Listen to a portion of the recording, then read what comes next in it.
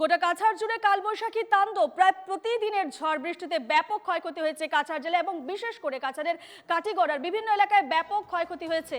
ঝড়ে অনেকের বাড়ির চাল উড়ে গেছে, কিছু লোকের ঘরে গাছ ভেঙে পড়েছে। আমরা সরাসরি চলে যাব আমাদের প্রতিনিধি পাপলু দাসের কাছে।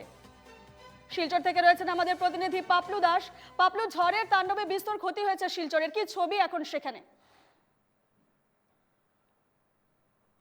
রীতিমতো তাণ্ডব চালাচ্ছে গত প্রায় 1.5 মাস থেকে।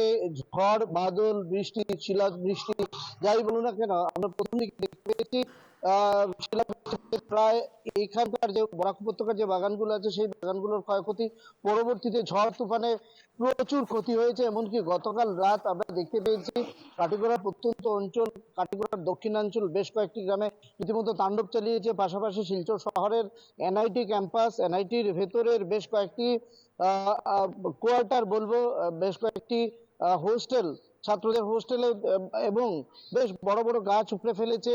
পাশাপাশি তাম্বুটিল্লা, ফকিরটিল্লা সহ এনআইটি ক্যাম্পাসের পার্শ্ববর্তী যে গ্রামগুলো রয়েছে সেই গ্রামগুলোতেও তাণ্ডব চালিয়েছে এই ঝড় শিলা তুফান।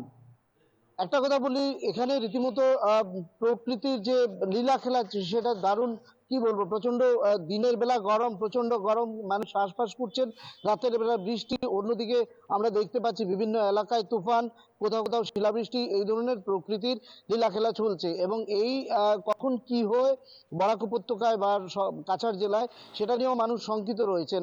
এবং প্রতিদিনই আমরা দেখতে পাচ্ছি কোথাও না কোথাও কোনো না কোনো গ্রামে ঝড়ের তাণ্ডব, শিলাবৃষ্টির তাণ্ডব এবং বৃষ্টির তাণ্ডব। ইতিমধ্যে গতকাল আমরা দেখিয়েছিলাম শিলচর শহরের যে জলা জমাজলের যে অবস্থা, আজকেও আমরা দেখতে পেয়েছি শিলচর শহরের জমাজল রীতিমতো টইটুম্বুর করছে। এবং এই যে প্রকৃতির তাণ্ডবের ফলে রীতিমতো মানুষ কিন্তু হাঁসফাঁস করছেন। এবং আমরা কিন্তু প্রশাসনকে সে ব্যাপারে বিভিন্ন ক্ষেত্রে যেসব ঘরবাড়ি ভূপতিত হয়েছে বা যেসব যারা ক্ষয়ক্ষতির সম্মুখীন হয়েছেন তাদের বা শিলচর শহরের বেশ যোগাযোগ পাপলু, সমস্যা যে ছবি আমরা দেখেছি একেবারে বিধ্বস্ত চেহারা নিয়েছে শিলচর শহর এবং ঝড়ের তাণ্ডবে একেবারে ক্ষয়ক্ষতি হয়েছে কাছাড় জেলায়, যে ছবি আমরা ইতিমধ্যে দেখলাম। আপাতত তোমাকে ধন্যবাদ জানাচ্ছি পাপলু।